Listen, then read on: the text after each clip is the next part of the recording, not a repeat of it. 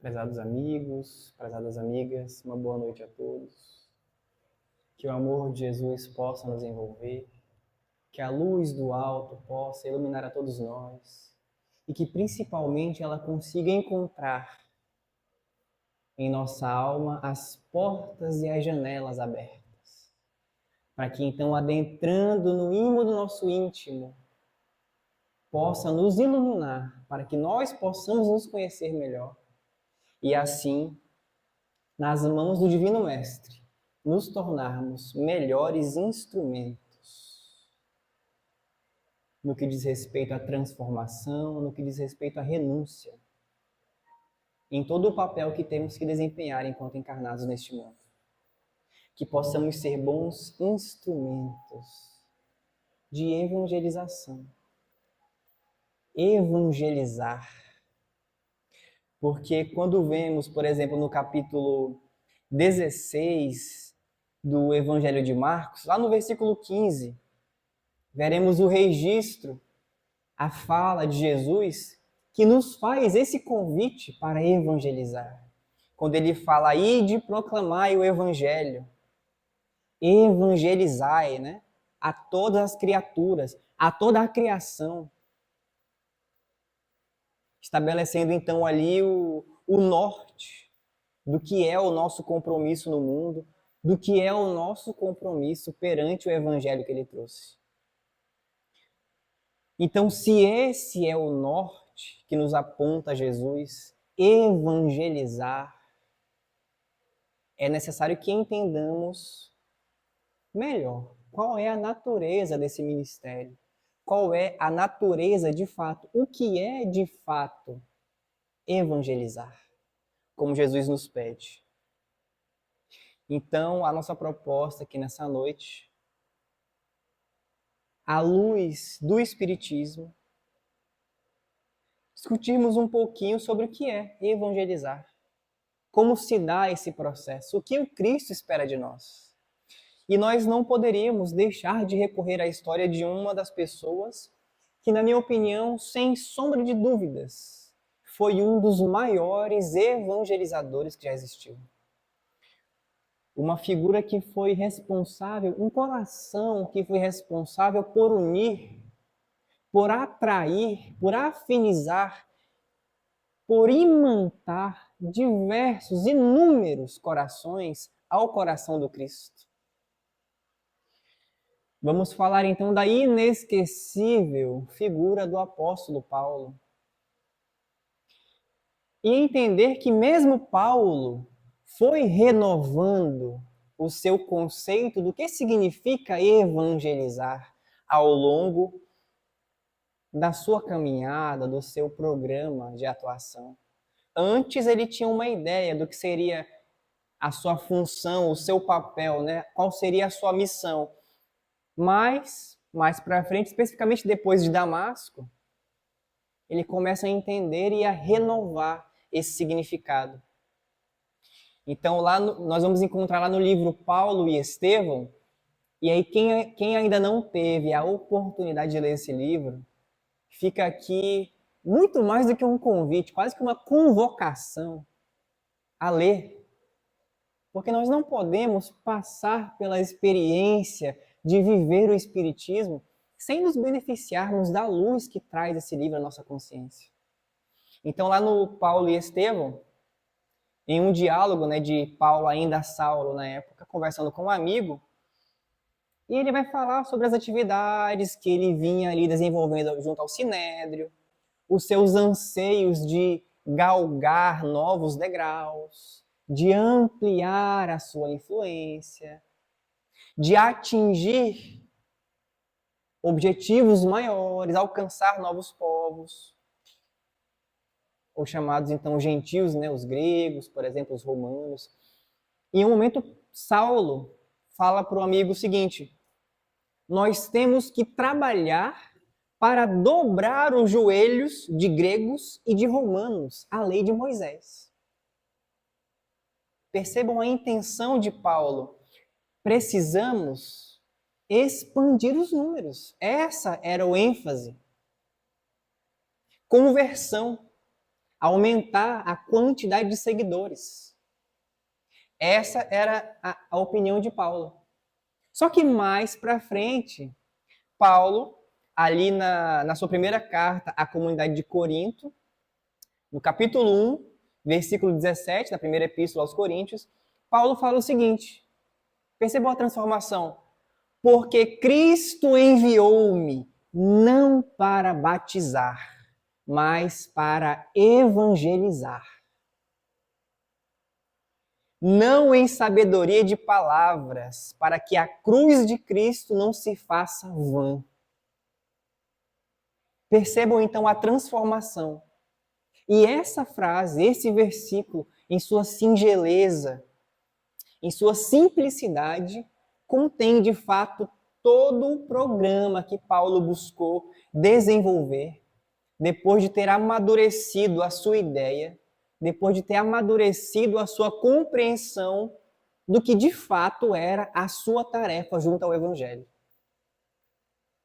Então hoje, vamos tentar entender essa frase de Paulo quando ele fala: Cristo enviou-me não para batizar, mas para evangelizar.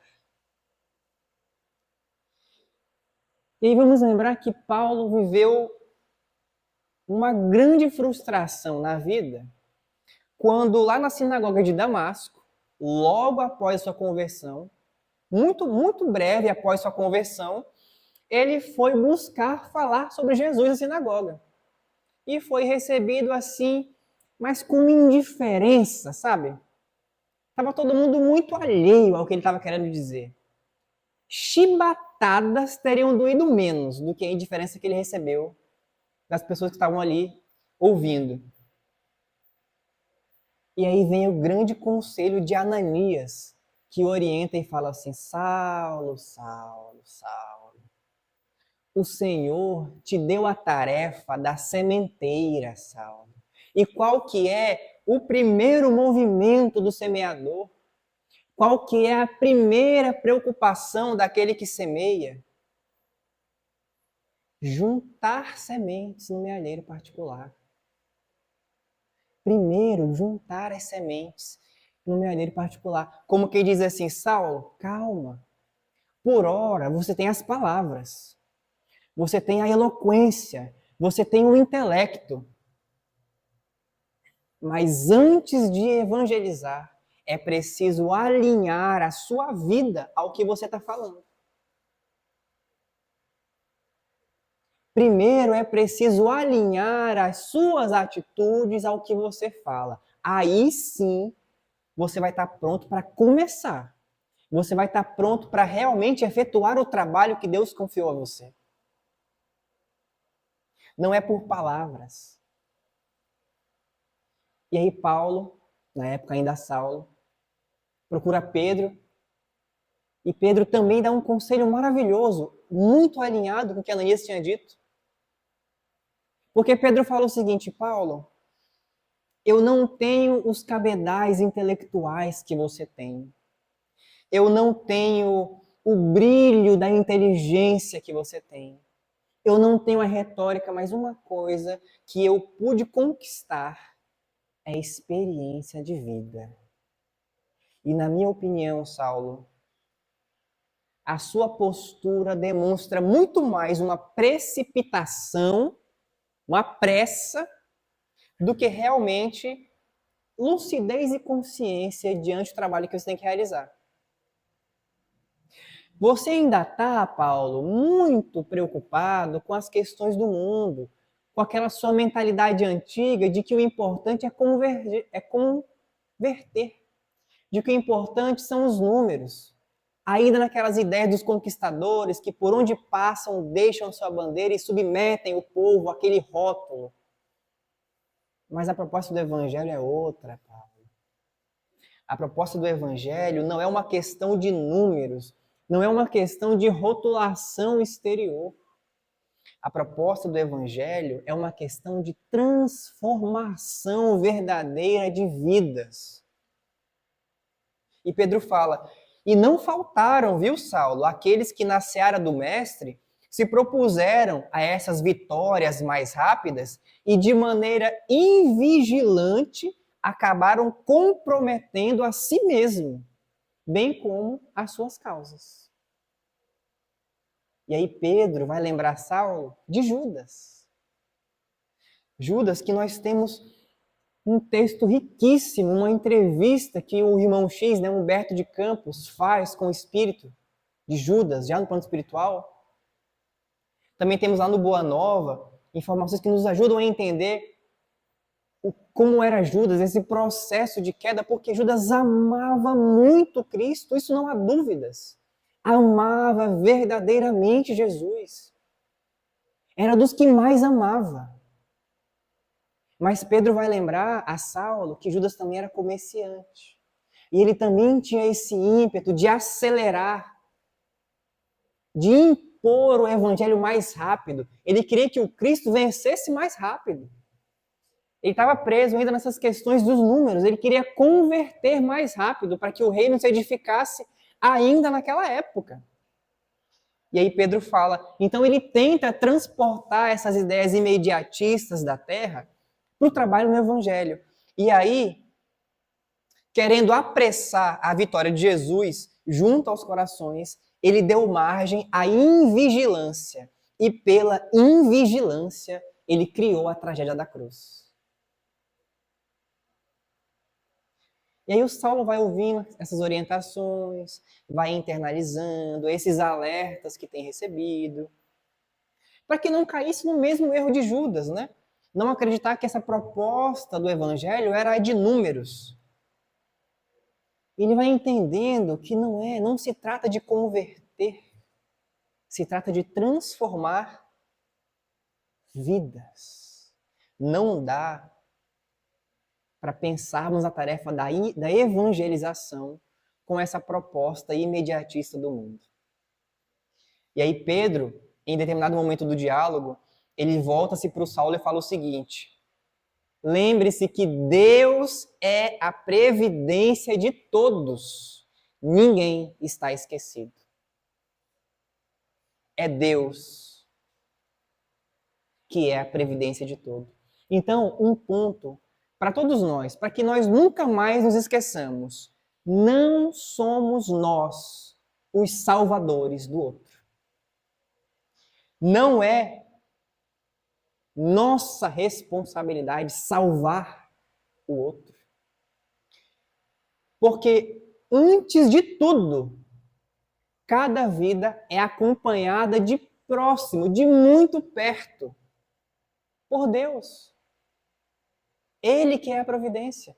E às vezes a gente entra nesses processos de desespero, assim, né? Ai, mas aquela pessoa, eu amo tanto, mas parece que ela não quer nada com nada, não busca nada. Parece que ela não está se interessando por nada. Mas Deus está regendo, confia. Deus está regendo. E na hora que Deus quiser convidá-lo, que ele quiser se abrir verdadeiramente para que a sua vida se transforme por inteiro, ele assim o fará.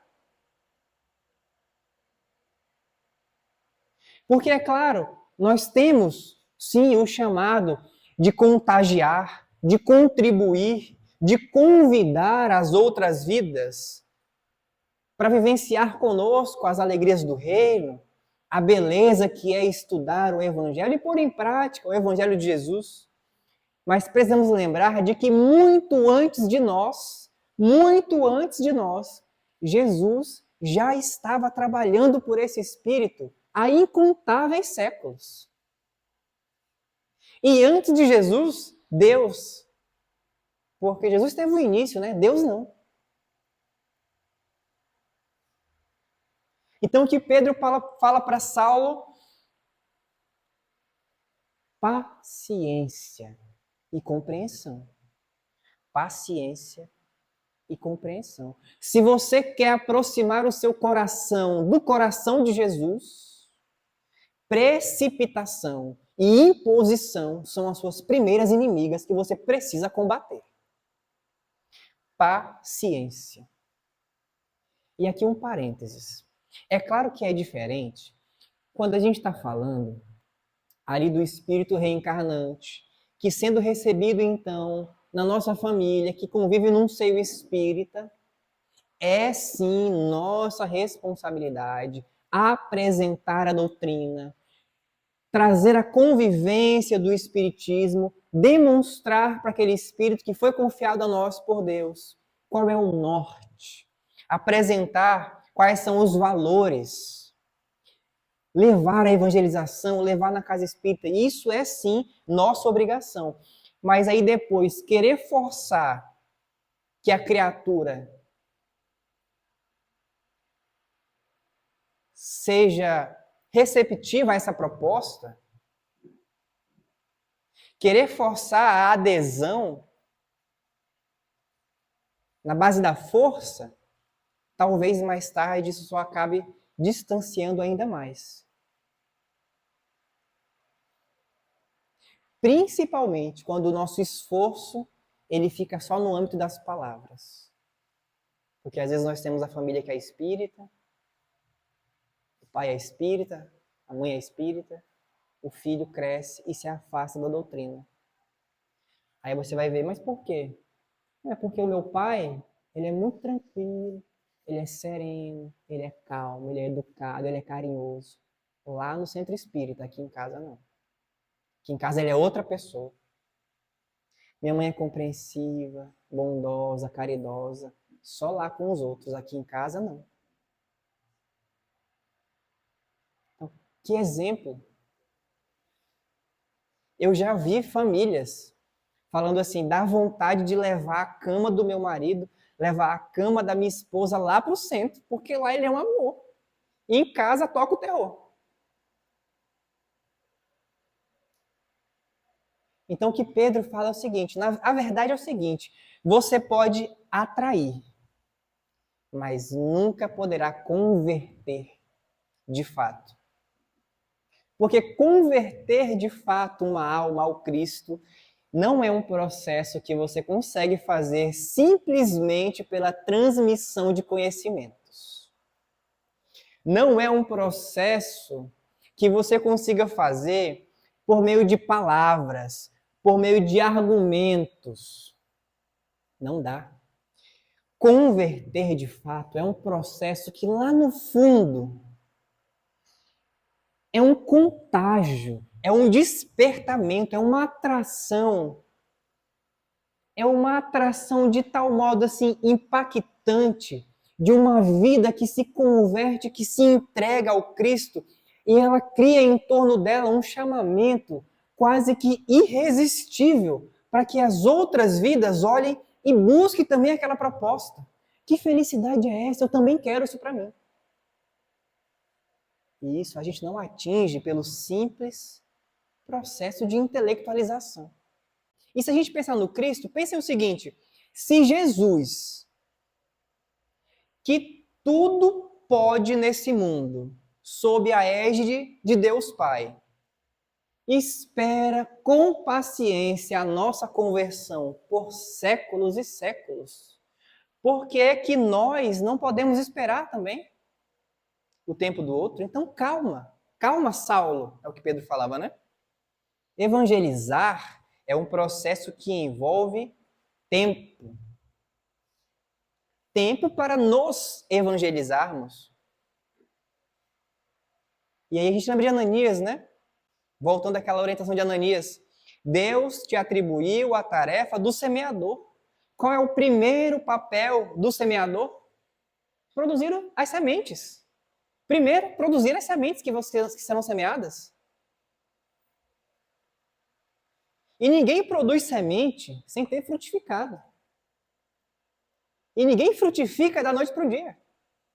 Então percebam que requer tempo. E aí Paulo vai dizer então, o Cristo me enviou não para batizar, mas para evangelizar.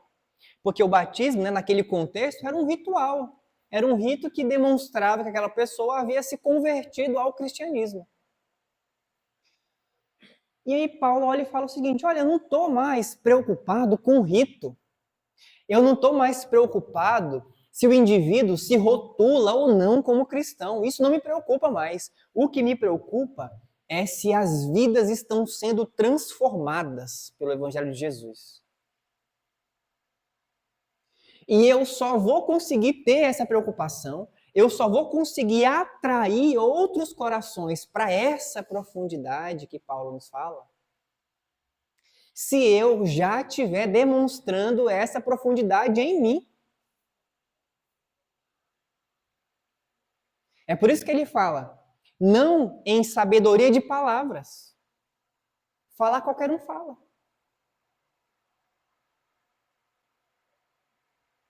O que Paulo está falando aqui? Ele está falando o seguinte, aí em uma contextualização, Paulo conhece então a comunidade de Corinto logo antes de passar por Atenas. Em Atenas, para quem não sabe da história, Paulo tinha um grande sonho, que era levar o Cristo a Atenas. Por que Atenas? Porque era o berço ali da inteligência, o brilhantismo da inteligência, o berço da filosofia. Os espíritos mais inteligentes, as almas mais inteligentes estavam ali em Atenas. Ele queria levar o Cristo lá. E aí, quando ele começa a falar sobre a filosofia, sobre a parte teórica, o pessoal dá ouvidos. Mas quando ele começa a falar de cruz, de renúncia, de amar, de doar-se à tarefa incansavelmente, aí viram as costas para ele. Porque estavam muito presos ainda no reino da teoria, da filosofia. Não estavam ainda prontos. Não estavam ainda prontos para as questões de sentimento.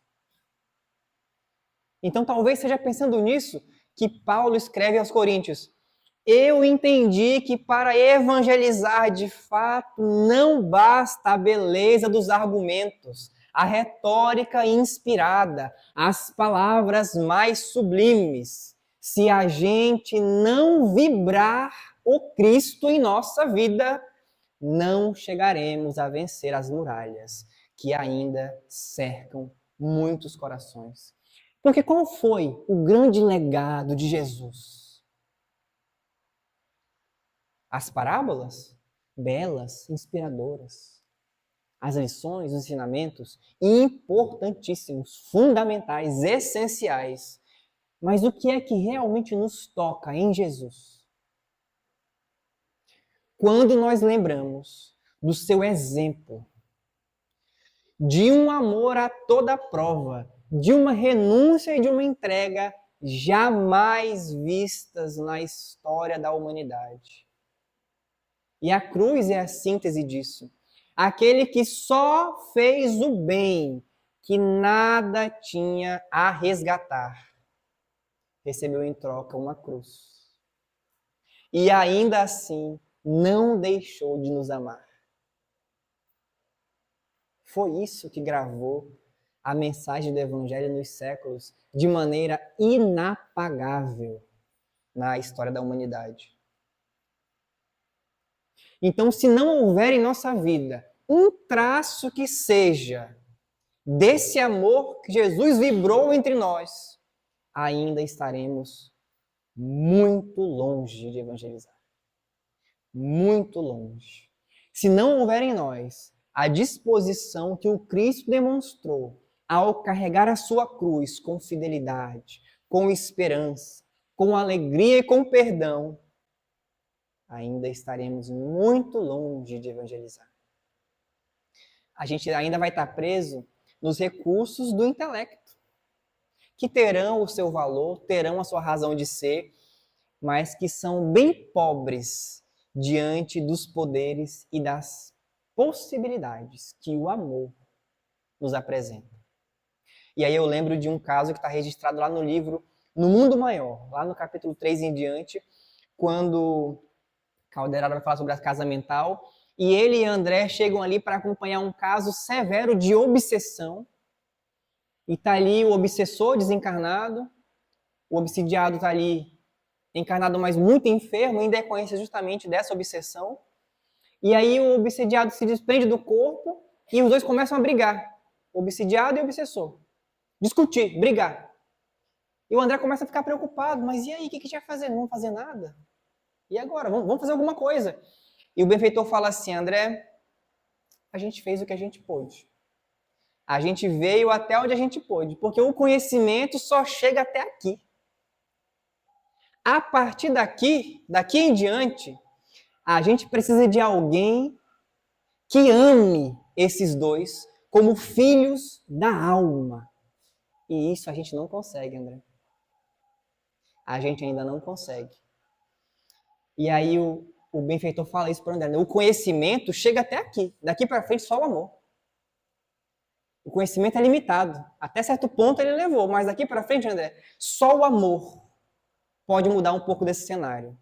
E aí então desce do alto uma luz que irradia. Das esferas sublimes vem então o espírito de Cipriana, irradiando uma luz de dentro para fora, com uma prece que ela faz. Os dois já se ajoelham e começam a falar: eu me arrependo, já perdeu. Um fica ainda mais resistente, mas o outro já começa a falar: eu me arrependo de tudo que eu fiz, eu quero mudar a minha vida, eu quero renovar, eu quero mudar. Eles acharam até que era Nossa Senhora, né? Pelo brilho que estava ali emanando. É isso que Paulo está falando. É o amor. É o amor. Não é só o brilhantismo nas palavras, porque aí a gente faz da cruz algo vão. É o amor. Então, se a gente quer entender de fato evangelizar, esse processo de evangelização, a gente precisa antes aprender que não é possível evangelizar sem fazer o Cristo vibrar primeiro em nossas vidas. Livro Boa Nova, capítulo 7. Tadeu, o apóstolo, conversando a Jesus, e Tadeu fala o seguinte: ele percebe que a desenvoltura que Jesus tem com os espíritos obsessores. E ele fala assim: eu tenho uma brilhante ideia, Senhor.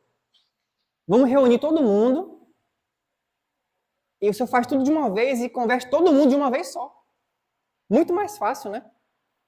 E aí Jesus fala para ele: Tadeu, qual que é o principal objetivo da sua vida? Tadeu responde: edificar um reino no meu coração. E Jesus: bom, se esse é o seu principal objetivo, por que espera antes no outro do que em você mesmo? Você está esperando o reino no outro? Você está conseguindo ofertar o reino ao outro? Você já construiu, Tadeu, o reino no seu coração? Tadeu, a luz do amor de Deus ilumina os corações, dispensando os bons discursos, dispensando os longos discursos. É quando Emmanuel é perguntado no livro O Consolador: há diferença entre doutrinador e evangelizador? E Emmanuel fala: há uma enorme diferença. Porque para doutrinar basta o conhecimento. Para evangelizar é preciso a luz do amor brilhando em si. Para ser um bom doutrinador, basta ler a codificação espírita, decorar os postulados espíritas e replicar a mensagem. Agora, para evangelizar, é preciso vibrar o Cristo dentro de si. Vibrar o Cristo dentro de si. Então, para finalizar, lembrando que evangelização, ela não vai se reduzir, não vai se limitar apenas às atividades de evangelização na casa espírita, que é muito importante, que terá um valor. Mas evangelização é um processo que se dá de espírito a espírito. Onde existem mais de um espírito ali se pode evangelizar, desde que um deles vibre a presença viva de Jesus. Vibre os ideais de Jesus. Às vezes a gente vê isso, né? A criança já nasce com tal inclinação. Então ela já começa a evangelizar os próprios pais. E de vez em quando, uma vez ou outra, o adulto, né, o evangelizador da casa espírita, ou uma simples pessoa que a gente encontra na fila, na rua, no mercado, e com aquele sorriso, aquela alegria, aquela disposição em auxiliar, pelo simples fato de transmitir aquela tranquilidade, aquela luz do amor de Cristo, está evangelizando. Porque, no fundo, evangelizar em grego significa transmitir, anunciar boas notícias. Evangelho significa literalmente boa nova, boa notícia. Então, todas as vezes que a minha vida irradia alegria, irradia esperança, toda vez que o nosso olhar esparge uma luz de renovação, de acolhimento, nós estamos evangelizando. Ainda que não necessariamente com o título de cristãos. Ainda assim, estamos cumprindo a nossa tarefa, estamos cumprindo o papel que Jesus espera de nós enquanto encarnados nesse mundo. Se Jesus, que sob o amparo de Deus é o que mais pode aqui na Terra, e ele tem esperado por séculos a nossa conversão, por que é que nós, então, vamos trabalhar dentro desses parâmetros de pressa, de precipitação, de imediatismo terrestre, meus irmãos? Falar de evangelização, evangelizar, é um programa de séculos, de muitas encarnações. Então, para me despedir, o que eu posso falar é o seguinte: não permitamos que nenhuma vida passe por nós, que nenhuma vida saia do nosso convívio naquele dia, naquele momento, sem que leve consigo um pouquinho de Jesus. Uma gota que seja do seu evangelho. Ainda que não seja com palavras, ainda que seja com um olhar, com um sorriso de esperança, com um abraço fraterno, um amigo, um ombro oferecido, um ouvido que escuta, um conselho, um livro. Não deixemos que ninguém passe por nós, se despeça de nós, sem que leve consigo um pouquinho de Jesus naquele momento. Porque aí, o trabalho de evangelizar, que o Cristo nos convida, quando fala aí de pregar o evangelho, aí o trabalho vai estar sendo feito, com o auxílio do tempo.